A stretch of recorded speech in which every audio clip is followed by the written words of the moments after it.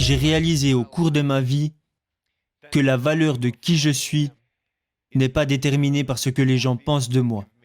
Et mon bonheur ne se situe pas dans le matérialisme. Peu importe où je vais, j'essaye toujours d'apporter ma vision et de partager mes rêves. Je ne sais pas qui vous êtes, et je ne sais pas ce que vous traversez. Je ne suis pas le genre de gars à dire que je traverse quelque chose de pire que vous. Parce que je crois qu'il est bien pire de vivre dans un foyer brisé que de n'avoir ni bras ni jambes. Quand les docteurs m'ont vu, ils ne pensaient pas que je serais en mesure de marcher. Et quand j'ai réalisé que j'étais différent des autres, je savais que je n'avais ni bras ni jambes, mais c'était plutôt la peur de rester seul qui m'effrayait le plus. Je rentrais à la maison chaque jour après avoir été moqué et raillé, sans savoir ce que l'avenir allait me réserver.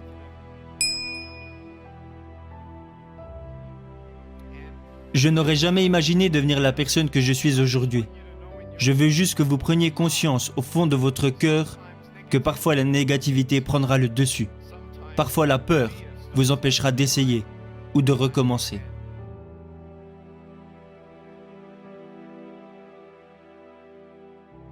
Les encouragements vous rapprocheront toujours de la vérité, de qui vous pouvez être et de ce que vous pouvez faire.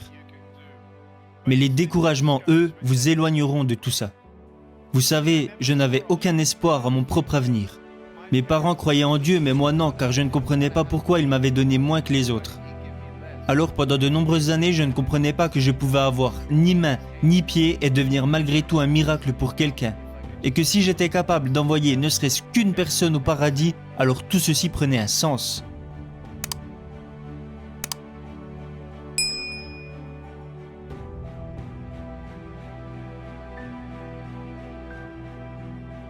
Ce que vous devez comprendre, c'est que lorsque vous ne voyez pas où la vie veut vous amener, vous devez absolument faire la différence entre la vérité et les mensonges. Et le premier thème que je veux aborder est votre valeur. Qui êtes-vous? Oh, tu es moche, abandonne. Tu ne deviendras jamais quelqu'un. Tu ne trouveras jamais de travail, tu ne te marieras jamais, tu resteras seul pour toujours, tu seras toujours dépendant de tes parents, tu ne feras jamais rien, Nick, laisse tomber. Avez-vous déjà pensé à abandonner? Était-ce à cause de ce que les gens disaient de vous? Pourquoi vous inquiétez-vous tant de ce que les gens disent de vous? Pourquoi accordez-vous tant d'importance à votre apparence? Laissez-moi vous demander, pensez-vous que je suis assez cool pour devenir votre ami? Oh, merci beaucoup. Mais je n'ai ni bras ni jambes.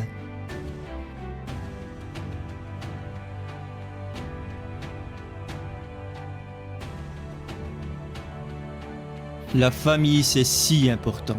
Je remercie la mienne qui m'a toujours encouragé. Ma mère et mon père m'habillaient et me brossaient les dents quand j'étais enfant. Ok Nick, tu es prêt pour aller à l'école? Oui maman. Est-ce que tu vas faire de ton mieux? Oui maman. Ne te soucie pas de ce que les autres disent. Tu es juste spécial. Et moi je me répétais, je suis juste spécial. Je ne voulais pas être spécial, je voulais juste être normal. Alors toute cette violence et tous ces mensonges, grandissant dans ma tête et dans mon cœur, m'ont amené petit à petit à entrer en dépression. À l'âge de 8 ans, je suis entré en dépression et à l'âge de 10 ans, j'ai tenté de mettre fin à mes jours. Imaginez tout ce que j'aurais manqué.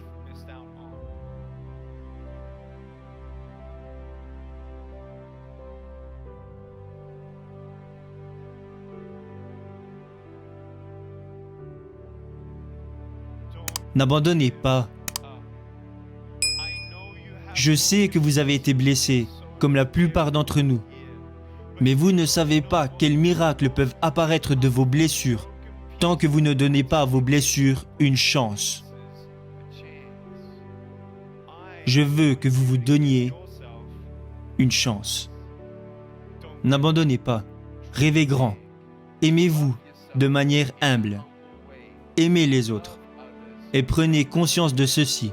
Vous ne savez pas ce qui se trouve au coin de la rue jusqu'à ce que vous alliez au coin de la rue. Si Thomas Edison n'avait fait que 9999 essais, il n'aurait jamais découvert l'ampoule électrique. S'il n'avait fait que 9999 essais, nous n'aurions peut-être pas d'ampoule électrique aujourd'hui. Mais il a continué. Quelqu'un lui a demandé un jour « Hey Tom, qu'est-ce que ça te fait d'avoir échoué 9999 fois ?» Il lui a répondu « Je n'ai pas échoué 9999 fois. J'ai juste découvert 9999 façons de ne pas faire une ampoule électrique. » L'échec entraîne l'éducation. Et ce n'est pas que je n'ai jamais pleuré, ce n'est pas que je n'ai plus peur, mais je préfère traverser la vie en avançant un pas à la fois, un pas à la fois, un pas à la fois, en étant reconnaissant pour ce que j'ai.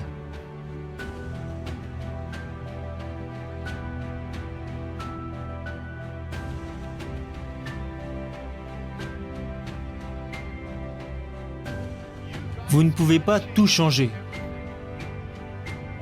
Vous ne pouvez pas changer la façon dont les autres se sentent. Vous ne pouvez pas faire disparaître les regrets, la culpabilité. Vous ne pouvez pas faire disparaître la peur.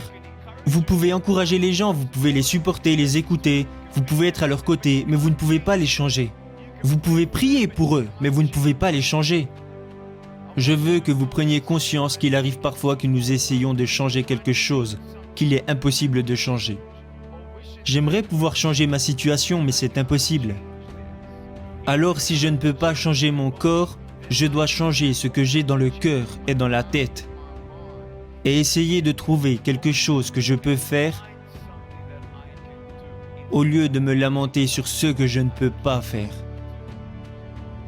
J'ai réalisé au cours de ma vie que la valeur de qui je suis n'est pas déterminée par ce que les gens pensent de moi. Et mon bonheur ne se situe pas dans le matérialisme. Si vous me donnez tout l'argent que vous avez et tout l'argent que vos parents ont sur leur compte bancaire, disons que ça représente 1 million de dollars, disons même que ça représente 1 trillion de dollars, peu importe la somme que ça représente, disons que tout votre argent atterrit sur mon compte bancaire. Oh, j'aime cette histoire. Mais si tout à coup mon fils meurt ce soir, juste parce que... Est-ce que l'argent peut vraiment vous rendre heureux ? Est-ce que l'argent peut réparer votre mariage ? Est-ce que l'argent peut rendre vos enfants heureux ? Non. La drogue, le sexe, l'alcool, le porno. Si vous placez votre bonheur dans ce genre de choses, alors votre bonheur sera de courte durée.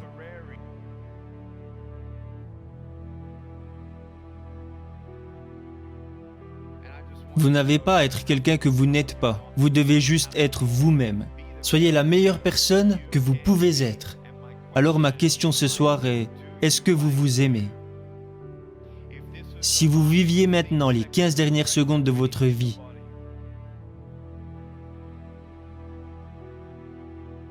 plus que 10 secondes, qui n'avez-vous pas pris dans vos bras depuis longtemps ? Qui n'avez-vous pas remercié depuis trop longtemps ? À qui n'avez-vous pas dit pardon ? Qui avez-vous oublié que vous n'auriez pas dû oublier ? Vivez chaque instant comme si c'était le dernier. Soyez la meilleure personne que vous pouvez devenir. Atteignez vos objectifs, accomplissez vos rêves. Mais à la fin, quand ce sera l'heure de vos funérailles, tout ce qui aura de l'importance c'est qui vous aurez été, et non ce que vous aurez fait. Qui vous êtes peut changer des vies, bien plus que ce que vous avez fait. Et si vous pouvez réunir ces deux concepts ensemble, alors vous êtes sur la bonne voie. Rêvez grand. N'abandonnez pas. Quand vous savez pourquoi vous faites ce que vous faites, le courage prend le dessus sur toutes vos peurs. Pourquoi je ne saute pas de cette table ? Parce que ce serait une idée stupide. Mais si j'étais sur cette table et qu'il n'y avait personne dans la salle et qu'il y avait un incendie, pensez-vous que cette idée de sauter serait une si mauvaise idée ? Quand vous savez pourquoi vous faites ce que vous faites, vous le faites. Apeuré ou pas, effrayé ou pas, j'arrive et j'avance. Vous voulez savoir qui m'a inspiré à devenir conférencier ? Ce n'était pas ma mère, ce n'était pas mon père, ce n'était pas ma famille. C'était l'agent d'entretien de mon lycée. Le gars qui nettoyait les toilettes au lycée a changé ma vie. Il me regardait un jour et il m'a dit « Nick, tu devrais donner des conférences ». Et je lui ai dit « Mais t'es dingue ». J'ai commencé à partager mon histoire devant des petits groupes à cause de lui. Il m'a forcé, il était en train de me tordre le bras, alors j'ai dû dire oui. Alors quand je me suis retrouvé à parler devant 300 étudiants de deuxième année pendant 7 minutes, et qu'au bout de 3 minutes la moitié des filles étaient en pleurs, j'étais si nerveux, mes mains étaient moites. Je les regardais et elles n'arrêtaient pas de pleurer, alors j'ai dû faire une pause. L'une d'elles est venue me voir et m'a dit « Excusez-moi de vous interrompre, mais puis-je vous prendre dans mes bras ?» Alors toutes les personnes qui pleuraient sont venues me faire un câlin. Je disais merci beaucoup à vous. Personne ne m'avait jamais montré autant d'affection. Personne ne m'avait jamais dit que j'étais beau à ma façon. Voilà comment j'ai su que j'allais devenir conférencier.